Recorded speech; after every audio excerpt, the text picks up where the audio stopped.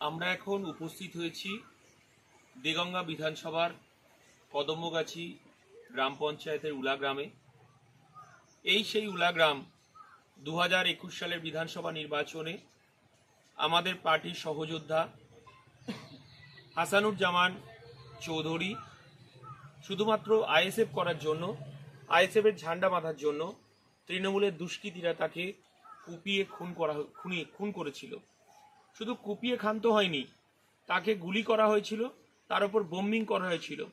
এবং সেই যে নৃশংস হত্যাকাণ্ড 2021 সালে নির্বাচনের ফল ঘোষণার পরের দিনই, আজকে সেই 3 তারিখ আমরা পার্টি আইএসএফ এর ইন্ডিয়ান সেকুলার ফ্রন্টের পক্ষ থেকে আমরা হাসানুজ্জামানের পরিবারের কাছে এসেছি। তার বৃদ্ধা মা আজকে তার সন্তান হারানোর সেই যন্ত্রণা, বেদনা, কষ্টের কথা আমরা শেয়ার করতে এসেছিলাম তার কাছে সান্ত্বনা দেওয়ার কোনো ভাষা নেই। শুধু আমরা এটুকুই পরিবারের কাছে বলে গেছি, আইনের পথে চলবে। যারা এই ঘটনার সঙ্গে যুক্ত তাদেরকে আমরা শেষ দেখে ছাড়ব। আমরা আইনের দরজায় যতদূর পর্যন্ত যেতে হয় আমরা ততদূর পর্যন্ত যাব।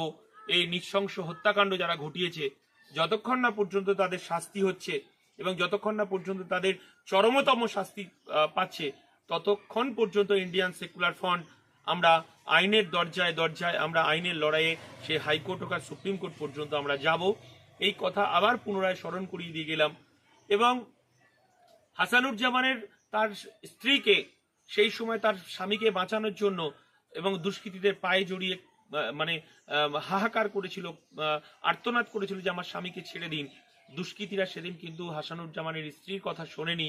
তার গর্ভাবস্থায় তার সন্তান ছিল, তাকে লাথি মারতে মারতে তার সন্তানটা পর্যন্ত নষ্ট হয়ে যায় এবং সন্তানটা অকালে প্রসব হয়ে মারা যায়।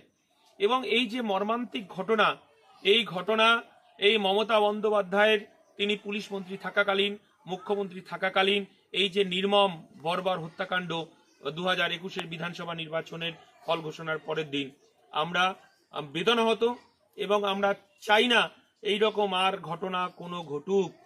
তো আমরা এটুকুই আমি পরিবারের কাছে সান্ত্বনা দিয়ে গেলাম এবং এদের পরিবার আমার পার্টির পক্ষ থেকে যেটুকু আমাদের ক্ষমতা, যেটুকু সীমিত ক্ষমতা, আজকে তার পরিবারের পাশে তার বাচ্চাদের মুখে হাসি ফোটানোর জন্য কিছু সামগ্রী তুলে দিয়ে গেলাম।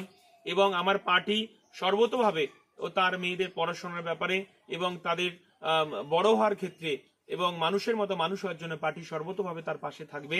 এবং এই কথাটাই আজকে আমরা পুনরায় আজকে চতুর্থ তার প্রয়াণবার্ষিকী, সেই চতুর্থ প্রয়াণবার্ষিকী আমরা তার বাড়ির পাশে এসে এবং তার পরিবারের পাশে এসে দাঁড়িয়েছি ইন্ডিয়ান সেকুলার ফ্রন্ট পশ্চিমবঙ্গ রাজ্য কমিটির পক্ষ থেকে।